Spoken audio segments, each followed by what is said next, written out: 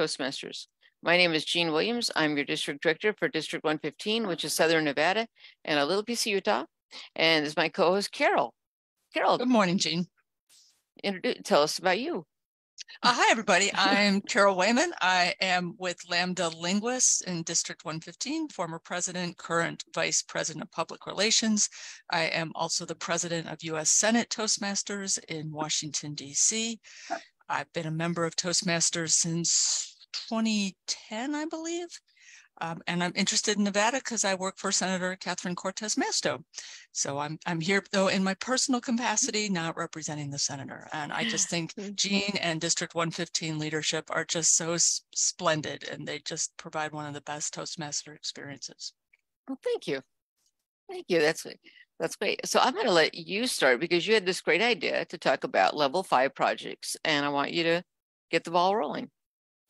Oh, sure. Thanks, Jean. So one of the things that you do in Toastmasters is you commit to a path, to some leadership development path, which has a lot of different projects. And many of them end with level 5. So there's 5 different levels and different types of speeches within. But then the level 5, you usually have the option of what they call a high performance leadership project. And this is a place to complete a project, design a project. You have a well-defined goal, you lead a team, and you actually establish a guidance committee. It's a really comprehensive way to show leadership skills, to put together a group of at least 2 people, one of whom has to be a Toastmaster, to plan what your project is. And I just thought it'd be an interesting thing to talk about, because when I first signed up to do my path, and then I got to the level 5, presentation mastery, and then I realized, oh, this is a 6-month project. I need to start now, and it's going to take quite a long time until I get this done. So I think once you've sort of finished your speeches and evaluating speeches and the different types of things you do in the levels 1 through 4, you want to also think about, like, starting around level 2, what is your level 5 project? Yeah. And then to think about all the different steps and to read ahead so you can start putting those into places. Jean, have you done a level 5? Well, I did. I'm under the old system. I did a high performance leadership project because it was required for everybody. Everybody was on the same, I guess, path, if you will. I've known people who have avoided the high performance leadership project. They'll find paths that don't include it, but I have done. So for me, mine was what actually now is our district's club support team. And it was a way to help the clubs that just had a few members, where people were doubling up on roles, to bring in volunteers who wanted to, visit other clubs and meet other people and fill the roles, to help guests that came in to see how it would work for a meeting with different people filling each role. So it gave guests a chance to see a more vibrant, bigger meeting, but without the struggle that club was. There's that. Like, I was in a club that was very small. We had about 8 people.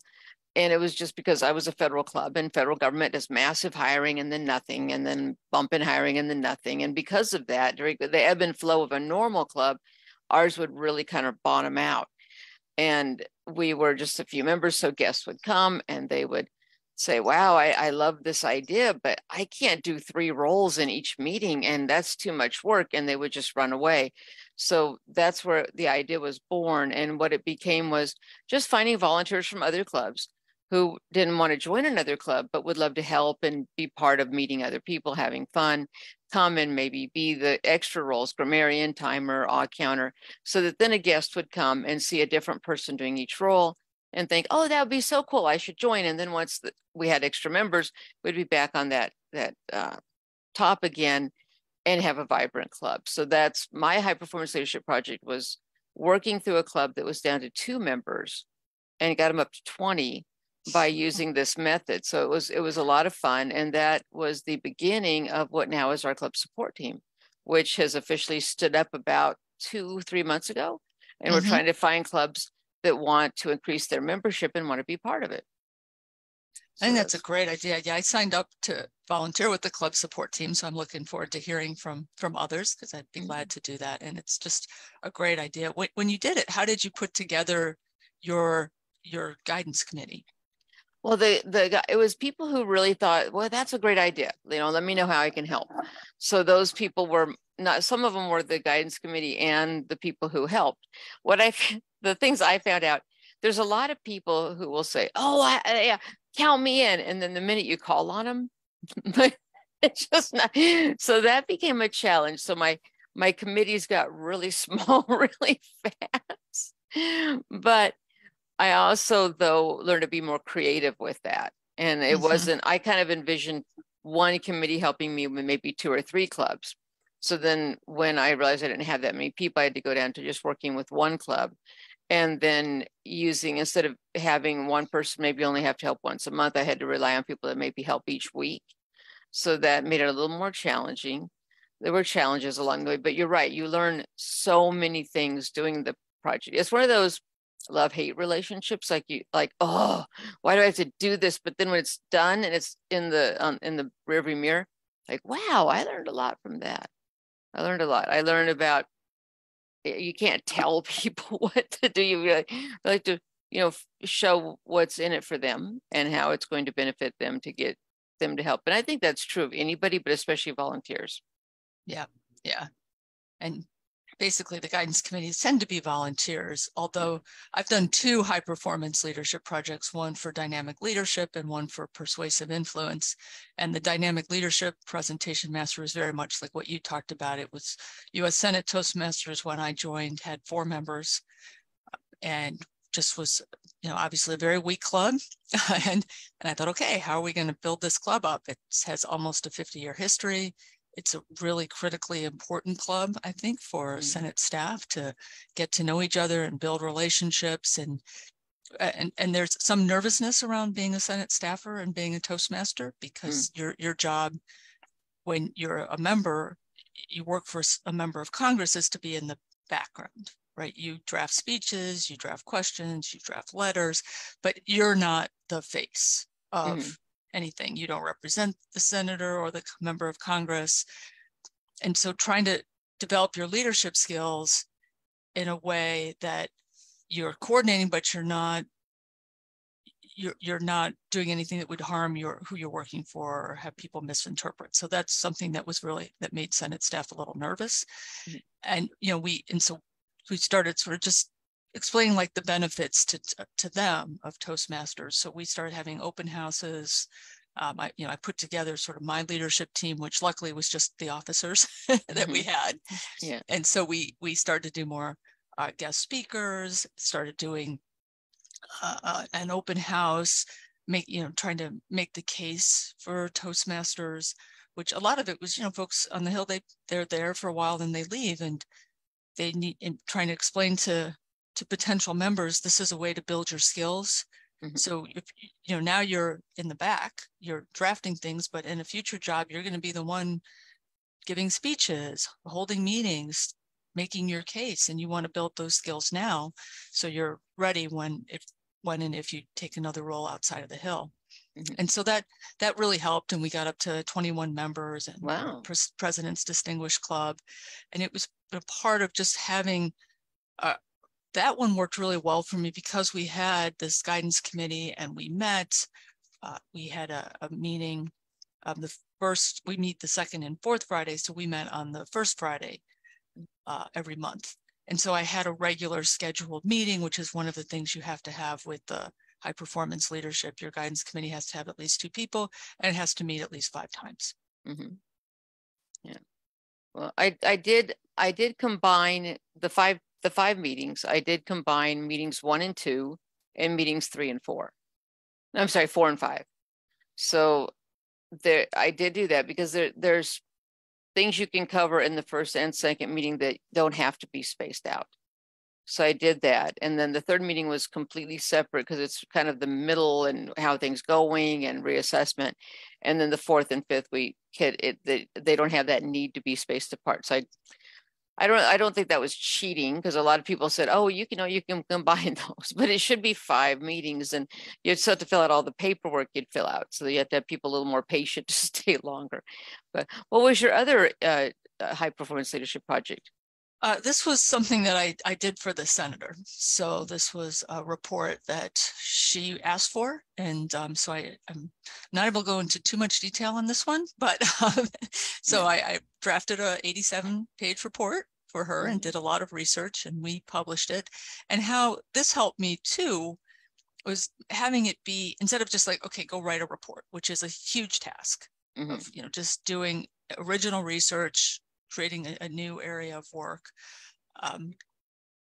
But having like all the different materials was really helpful, because Toastmasters, they give you, your vision statement and your meeting agenda and who are you assigning tasks to. And with the report, that was very internal. So I worked with, we had an intern who helped me a lot. A couple of interns, because this took about a year and a half, almost 2 years. Oh, wow. To do the research and write this report. And then you had just a lot of people within the office of, a press plan and how to talk about the report and introduce bills. And so it was complicated. But what I did there is I set up something outside the office that was an accountability group. And that was 3 people. We met 6 times every 2 weeks. And they weren't really guiding the report, because I had that support internal. They were sort of just giving me feedback on the process. And because, when you write a report, you want press, and they happen to have a lot of media expertise, which was not what I do, but in the office or my area of expertise. But it was just helpful having them share their thoughts about, you can think, this is, that one of the report has 10 case studies in it. And so we knew that the case studies would make the report more accessible to people, because they're actual stories that people can connect to, which is something you learn in Toastmasters, the importance of a story. Yeah.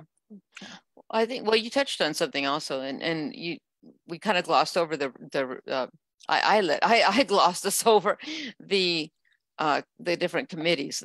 You only really need one Toastmaster involved in your high performance leadership project. That's on your guidance committee.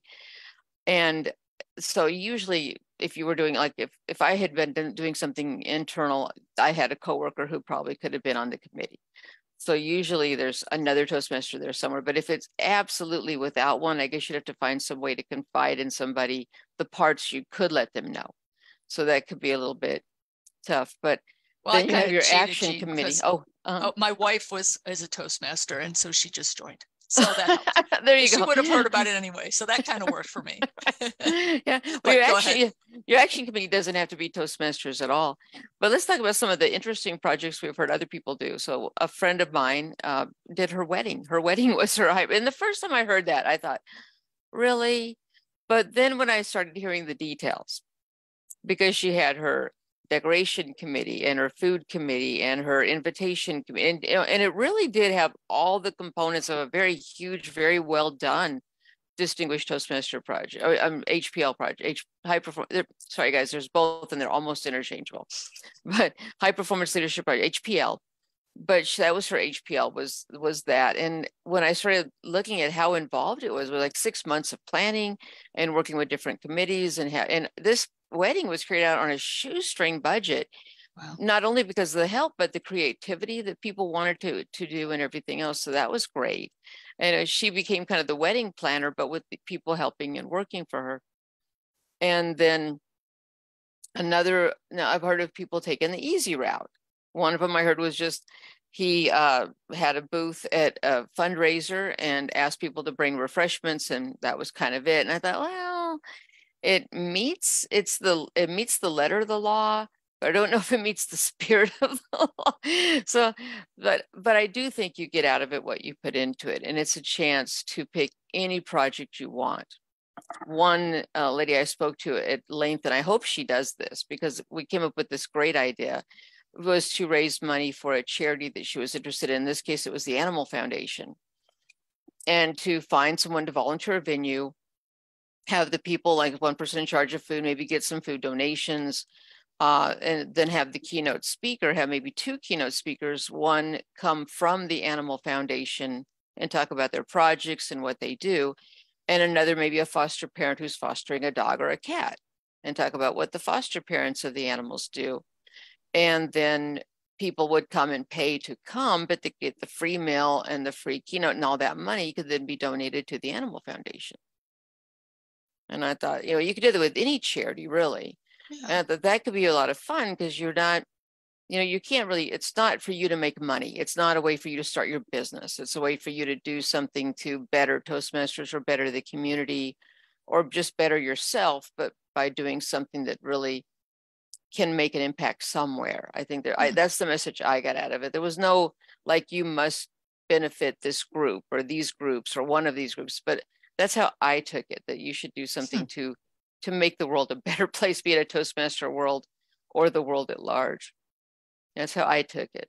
I'm really taken by the woman who did it as a wedding, because part of doing it is getting other people's idea and creating kind of a shared vision. So I don't know how that really works with a wedding unless you're delegating tasks, but maybe that would work. I don't know. I think I wasn't there because I didn't meet her until much after the wedding, but I guess from what I hear about her talk about it, other people who were on her committees, that she sat down and said, these are the minimum requirements I want.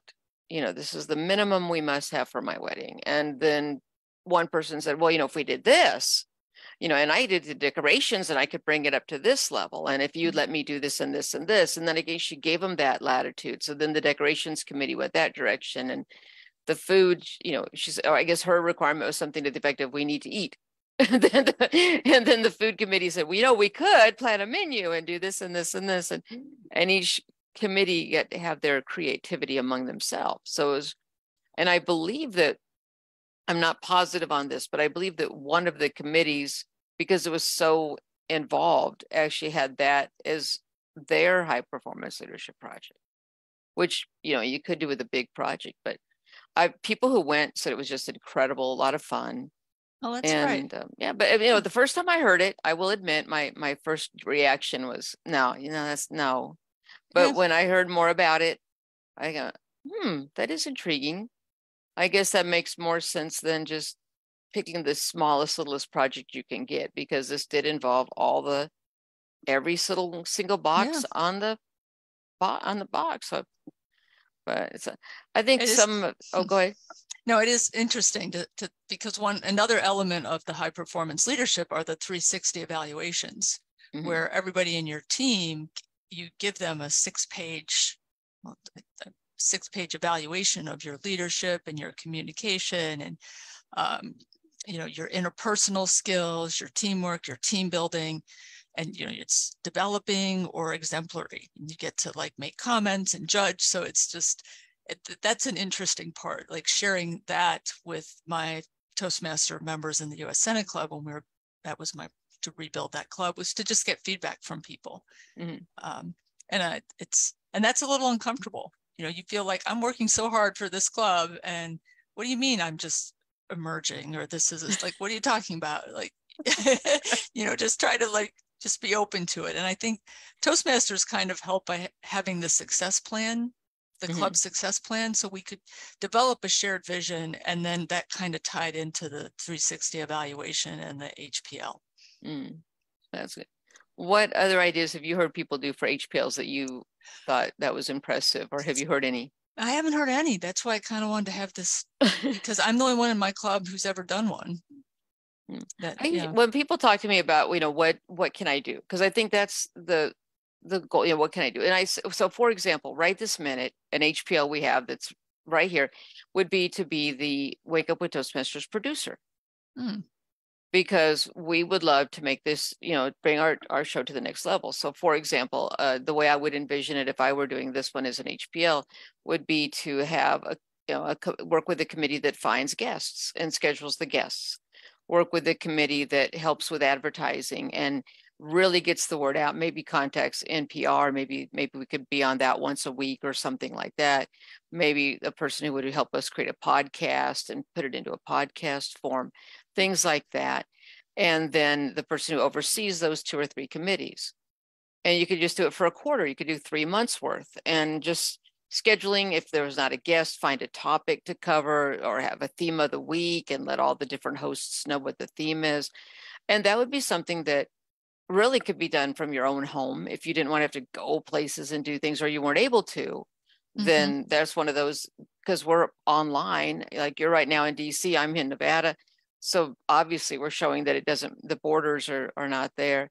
So I think that could be a fun and not easy necessarily, but a fun and interesting high performance leadership project. It would involve scheduling, contacting people, being creative, working with publicity or somebody who knows publicity and knows technology, and go from there. And it'll be a 3-month project, because I think you could accomplish all the goals of the high performance leadership project with a 3-month project. 6 would be better if you're really good at it. So that's one. Another one that would be, and this one comes up and people talk about it, but they never do it, would be okay, a youth leadership project is one of the requirements, can be one of the requirements of the Distinguished Toastmaster as well. Doing a youth leadership project is not, let me emphasize this, doing a youth leadership project is not a high performance leadership project. However, if you had 4 of them going at once at your church, for example, and one was for the younger children, and one was for the middle schoolers, and one was for the young high schoolers, and one was for the older high schoolers, and you were overseeing all of these youth leadership projects, that could be the high performance leadership project. Because then you're finding instructors, making sure the venue's set up. So you have your person in charge of venue, making sure all the rooms are ready for the 4 different classes you have going on, making sure the agendas are printed. You have different people doing all the different aspects of it, getting people registered, advertising the event. All the young people come in and go to their respective rooms. You could even have it where they come to one room in the beginning and then break off to their other rooms.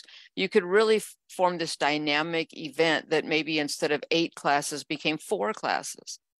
And you could still do like 4 2-hour classes instead of, however you decided to do it with the group you had. Organizing it and overseeing it, that's the high performance leadership project. And then you would have 4 of your peers that get to count off their youth leadership project.